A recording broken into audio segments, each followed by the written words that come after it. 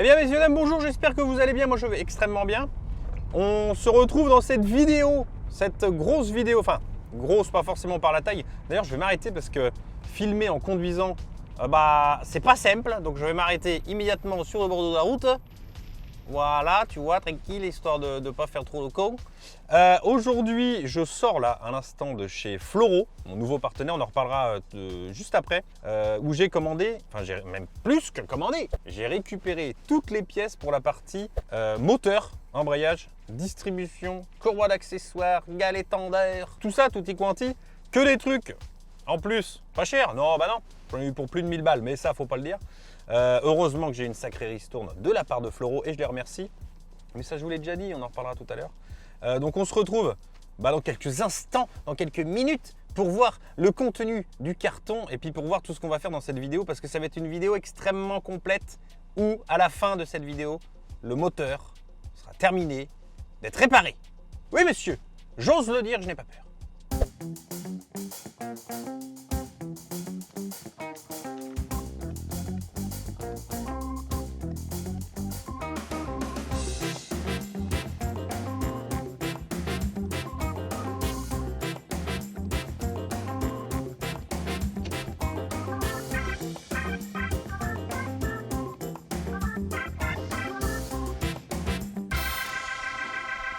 Ah, voilà.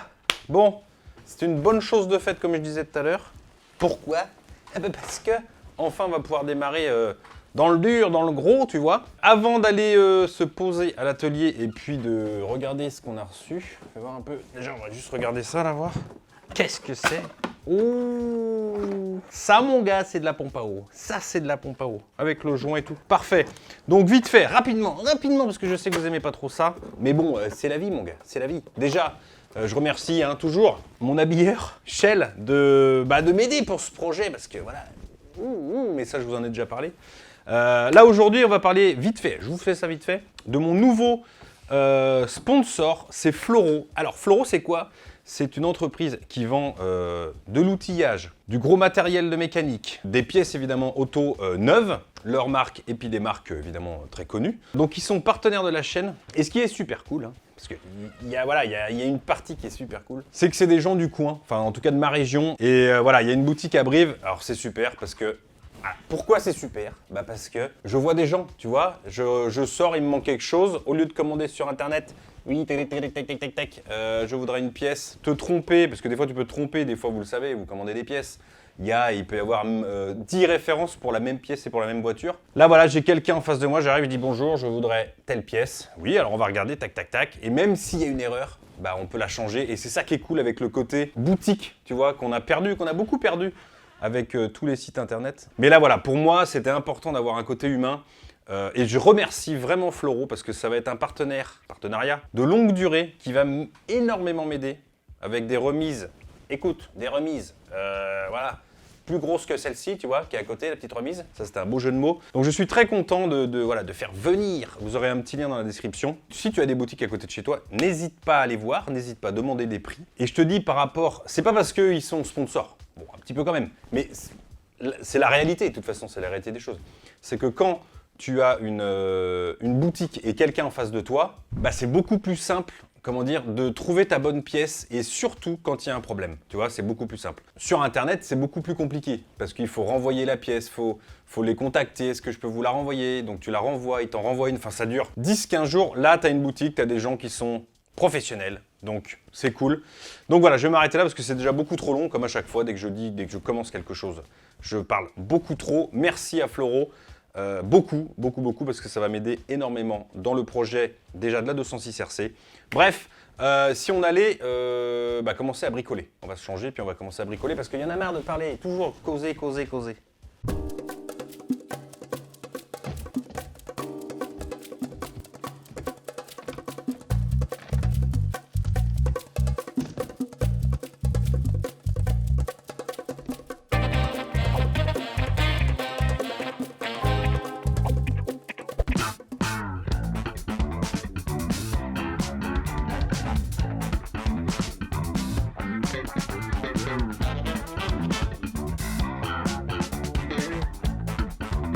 Bon, ça y est, j'ai terminé la partie, et c'était plutôt facile, on peut se le dire. La partie côté boîte, j'allais dire côté boîte de nuit, parce que je viens d'entendre le mot boîte de nuit à la radio, c'est pas du tout ça. Le côté boîte de vitesse, pas parce que j'ai envie d'aller en boîte de nuit, je déteste les boîtes de nuit.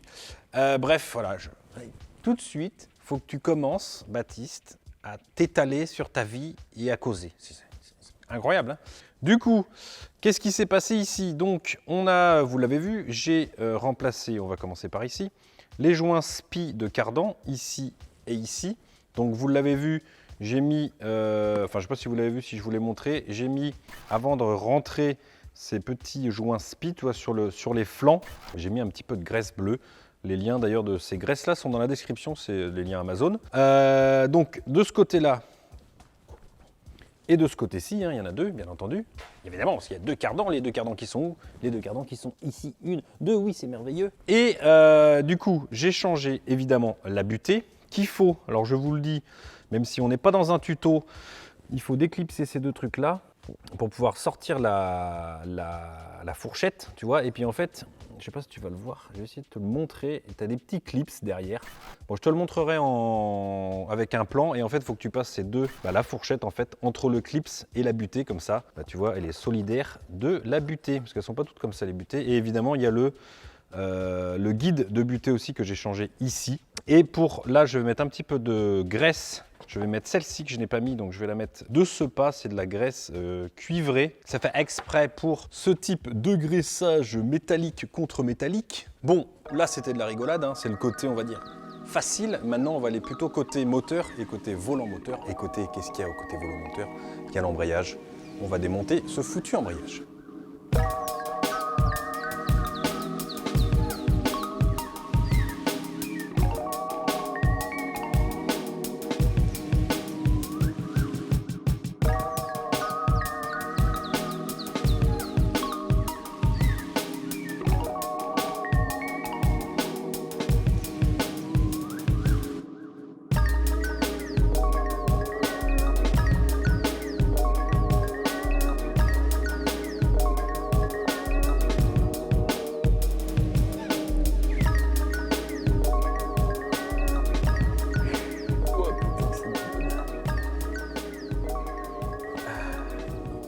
Bon, trêve de plaisanterie, parce que ça va, c'est pas drôle. C'est pas drôle du tout, fumer, c'est pas bien. Bon, l'embrayage est posé comme vous pouvez le constater. Ça se voit, de toute façon, il est tout neuf, tout propre. Est-ce que j'ai eu des problèmes? Non, pas plus que ça. Je pensais que le volant moteur, j'arriverais pas à l'enlever parce que j'ai pas de péteuse, et finalement, ça s'est bien enlevé. En remontant le volant moteur, j'ai mis du Loctite. Vous savez, ce produit anti-desserrage de vis qui vaut une blinde. Donc j'ai mis du Loctite. Parce que bon, faut pas déconner, il ne faudrait pas que le volant moteur il se dévisse et qu'il se décroche et que ça soit le gros bordel dans la voiture, t'imagines? Le truc qui sort là, ça t'arrache la voiture, ça te la coupe en deux, ça te coupe en deux toits, c'est dégueulasse. Enfin bon, c'est la fin de ta vie et la fin de ta voiture surtout. Sinon, à part ça, rien d'extraordinaire, rien de compliqué. La seule complication que j'avais eue, c'était quand je l'avais démonté. Mais ça, je vous l'avais déjà montré, j'ai dû couper les vis. Donc j'en ai racheté chez Peugeot, 10 € les 6. Ça, je l'ai racheté vraiment chez le concessionnaire, tant qu'à faire. Et puis ensuite, après, faut mettre le disque dans le bon sens. De toute façon, il y a un sens où vous ne pouvez pas le rentrer, il y a un sens qui est plus, je parle du disque, hein. Il y a un sens qui est plus, regardez, hop, qui est plus profond que l'autre, hein, vous voyez. Donc celui-là, c'est le côté où vous le posez à l'intérieur, et celui-là, c'est où ça ressort, donc c'est le côté où il y a de la place. Et le mécanisme, au début, je l'ai rentré dedans, et putain, je comprenais pas parce que j'avais 5 mm entre le mécanisme et le volant pour serrer. Et en fait, parce que voilà, je suis un débutant, tu vois, il suffit juste de le serrer, donc il ne faut pas le serrer à fond sur une vis ou sur deux, hein. C'est un petit peu là, un petit peu là, un petit peu là, puis vous tournez comme ça, ou en étoile sinon. Et en fait, du coup, il s'est serré, et du coup, en fait, ça tend les dents ici. Je ne sais pas si ça tend ou ça détend, bref. Sur la technique, je ne suis pas encore assez fort. Mais franchement, bon là, le moteur est posé, donc c'est quand même relativement plus simple. Je n'ai pas eu de difficulté, bien au contraire, ça s'est fait super facilement. Donc j'ai envie de te dire, si tu as un embrayage à faire sur ta 206, bah vas-y, fais-le mec. Lance-toi. Donc voilà, c'était une bonne chose de faite. Maintenant, on va passer de l'autre côté du moteur avec la distribution, la courroie d'accessoires. Et puis, j'ai envie de te dire, tutti quanti. Je ne sais pas si ça se dit d'ailleurs du tout, mais bon, voilà. Quand il faut y aller, c'est parti.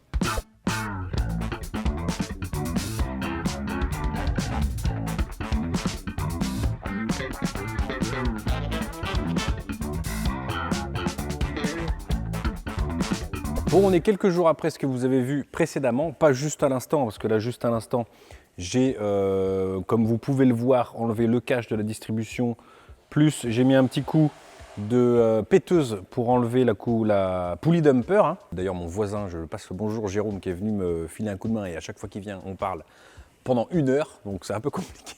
Mais non, c'est super, franchement, et puis il me conseille, et la chance, quoi. J'arrive ici, et qu'est-ce qu'il y a au fond? Il y a un mécano qui s'y connaît très très bien en mécanique, c'est le propriétaire des Corrado que vous avez déjà vu. Et d'autres voitures que voilà, j'essaye de le pousser à me montrer en vidéo les voitures, parce que franchement il a 2 voitures, donc la Corrado et une autre qui est vraiment exceptionnelle. Je vous en dis pas plus. Donc on va tout de suite s'attaquer courroie d'accessoires, donc on va démonter tout ce qui est galet tendeur, le petit galet ici, je vais vous le montrer là. Wow, je vais me casser la gueule. Attendez, je vais prendre la caméra, ça sera plus simple. On va, je vous disais-je, démonter celui-là. Donc le galet ici, le galet tendeur ici. Donc j'ai les deux évidemment. Là, une fois que j'aurai enlevé la poulie dumper, et vous pouvez remarquer, d'ailleurs c'est Jérôme aussi qui me l'a dit, que c'est une poulie donc, qui est, comment on appelle ça, amortie. Hein, vous voyez, il y a un joint caoutchouc tout le long. Et comme ici, par exemple, vous voyez, c'est un joint dedans et en fait, regardez, c'est pareil, c'est du caoutchouc et ça permet d'éviter les trop grosses vibrations. Donc c'est quand même intéressant de savoir ça, tu vois. C'est le genre de choses que je ne connaissais pas et puis j'aurais jamais mis ma main à couper qu'on pouvait mettre un caoutchouc là-dedans sur un truc aussi qui doit pas bouger du tout, quoi. Donc c'est quand même c'est fou, quoi. C'est fou les mécaniques. Une fois que j'aurai enlevé ça, je pourrai enlever le cache qui est ici. On changera aussi bien entendu le galet tendeur ici aussi. Et puis de toute façon, on va se retrouver quand j'aurai fini, tout simplement. Je pense que je vais tout faire d'une seule traite. Comme ça sera fait, on ne perd pas de temps. Et puis je vous revois après pour vous dire évidemment, comme d'habitude, les difficultés que j'ai eues à changer cette courroie d'accessoires et cette courroie de distribution. C'est parti!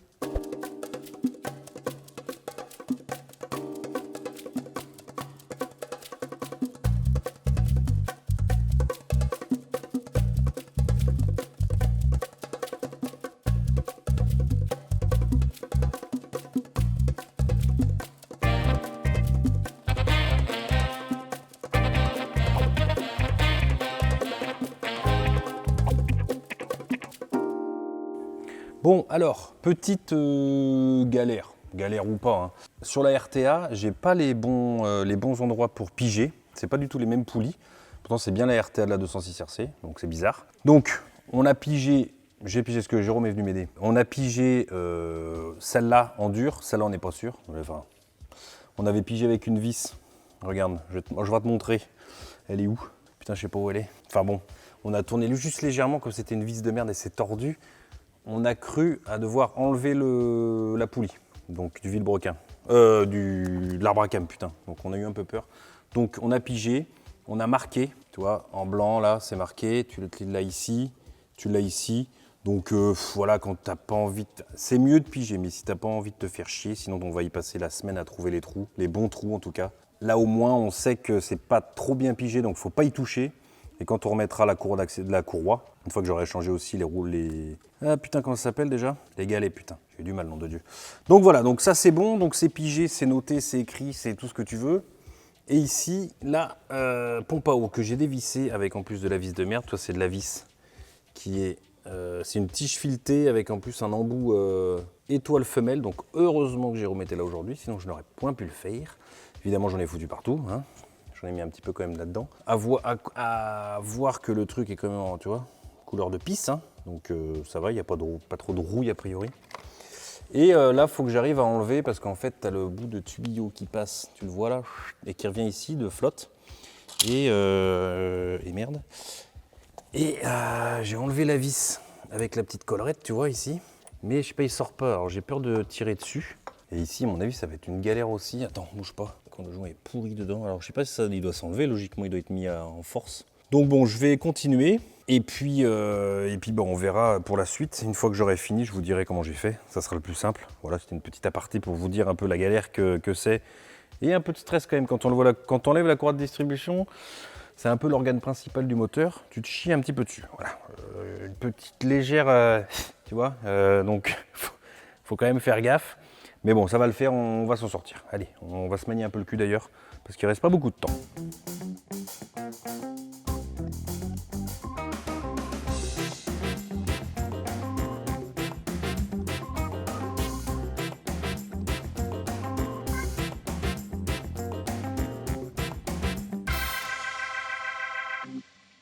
Bon, petit coup de, pas de stress, hein, mais donc j'ai remonté la pompe à eau. Et évidemment, encore une fois, heureusement que Jérôme est là, parce que sinon je ne sais pas comment je ferais.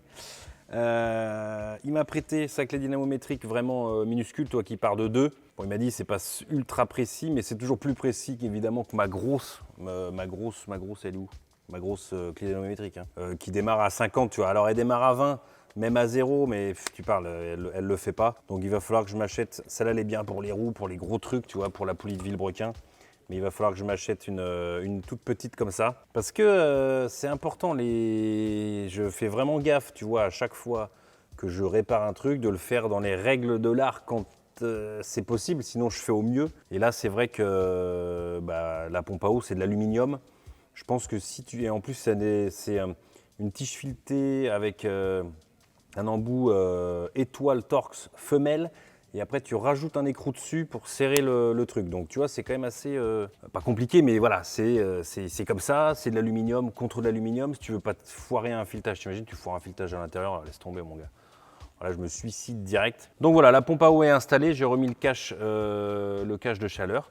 Et puis, là, on va mettre la courroie de distribution, à moins que je dise une connerie, mais normalement, on va mettre la courroie de distribution, puis après, on va tendre le galet tendeur. Et puis, une fois qu'on a remis la courroie de distribution, déjà, détente. Et puis, là, il commence à se faire tard parce qu'il manquait des outils, des machins. Bref, je parle trop.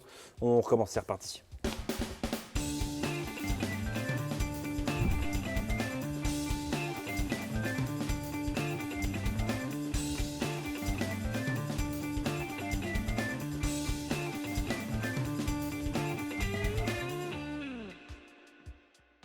Bon, la courroie de distribution, c'est fait. On ne s'est pas fait chier trop, en tout cas, à piger. On a surtout fait des marques j'ai fait, parce que Jérôme est venu me donner un coup de main. Sur les poulies, les deux poulies, puis évidemment la poulie de Villebrequin.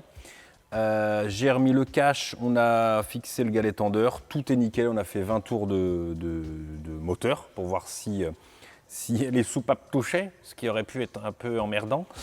Et tout va bien, tout, voilà, nickel chrome, tout est revenu, les piges et les traits sont revenus pile poil après une dizaine de tours, donc c'est nickel, c'est super, tout va bien, c'est génial, c'est une bonne chose de fait. Et là, donc courroie d'accessoires, j'ai monté le galet tendeur et le galet ici, mais je ne trouve pas sur la RTA le couple de serrage des vis du galet tendeur.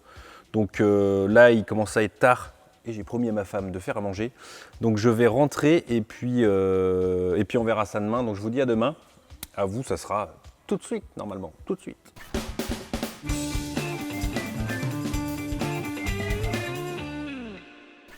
Bonjour. Bon, deuxième jour de... Tu vas m'emmerder. Alors, qu'est-ce que... Putain, il va me saouler. J'aurais jamais dû le tripoter. Reste là. Aujourd'hui, donc je vous l'ai dit et vous l'avez vu à l'instant, on est le lendemain de la courroie de distribution. Là, je vais m'occuper de la courroie d'accessoires parce qu'hier, j'avais pas eu le temps de finir et j'avais surtout pas le couple de serrage du. J'avais pas le couple de serrage du galet. Regarde-moi là cette tête de nez. Regardez. Arrête de mordre. Pisse de con. Donc, qu'est-ce que je voulais dire? Oui, donc on s'y attelle de suite. Ah, c'est parti. Hein, il va m'emmerder, lui, à mon avis, mais courroie d'accessoires et galet tendeur. Et puis après, c'est fini. Terminé. Après, normalement, j'ai prévu de remonter le moteur. Ah, il m'a fait mal, ce con. Très vite. Hein.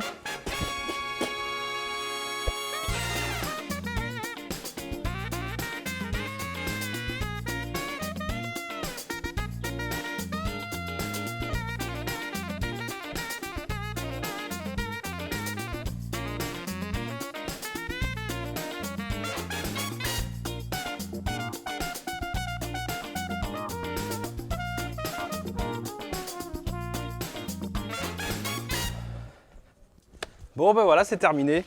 La partie motorisation, embrayage, distribution, courroie d'accessoires, les galets, la pompe à eau, tout est terminé, j'ai envie de te dire enfin. Et parce que tu sais, la distribution, c'est un petit peu stressant, tu vois, c'est vraiment une partie importante de la voiture, le moteur. Donc t'as pas envie de tout péter, ça c'est, tu comprends bien. Donc en ce qui concerne les prix, on verra ça, je vous donnerai tous les prix, tout ce que ça m'a coûté la 206 RC à la fin.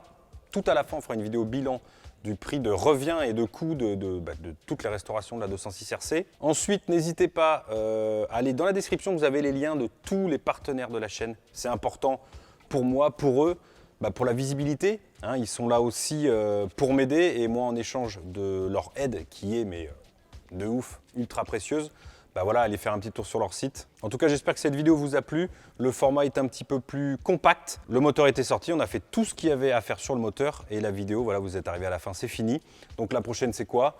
Mon père va venir, je pense, dans quelques jours. Et on va remonter, évidemment, le moteur dans la voiture. Et franchement, ça va faire un bien fou de le revoir dans la voiture. Parce que c'est vrai que quand je suis une petite aparté, mais c'est vrai que quand le moteur est sorti de ta voiture, tu as un petit doute. Tu te dis, est-ce que je vais réussir à le remonter un jour? Et finalement, en tout cas, on va réussir à le remonter, ça c'est une certitude. Est-ce qu'il va redémarrer? Est-ce que tout va se passer bien? Ça c'est autre chose, mais ça on le verra beaucoup plus tard. Je peux peut-être vous dire une petite chose, pour ceux qui sont arrivés jusqu'à la fin de la vidéo, c'est que la deadline, c'est fin novembre. Je vais essayer, fin novembre, que la voiture soit terminée. Alors je ne dis pas que je vais y arriver, mais c'est vraiment le but. Voilà, je vais essayer de me bouger le fion un petit peu. Maintenant que j'ai tous les partenaires pour les pièces, pour les outils, ça devrait avancer correctement. En tout cas, j'espère que ça vous a plu. N'hésitez pas à mettre un petit pouce bleu. J'espère vraiment que ça vous plaît. Enfin, en tout cas, je fais en sorte que ça soit plaisant à regarder. Et moi, franchement, je kiffe ce que je fais. J'adore. Voilà, c'est trop bien. Donc, à la limite, même si ça vous plaît pas, tant pis un petit peu. Mais moi, voilà, ce que je fais, c'est... Voilà, j'adore bricoler. Et la mécanique, voilà, c'est l'automobile. J'adore l'automobile. Donc on mélange les deux, bricolage et mécanique, paf, ça donne, paf, pas des chocs à pic, mais des vidéos de mécanique, donc je vous dis à la prochaine, ciao.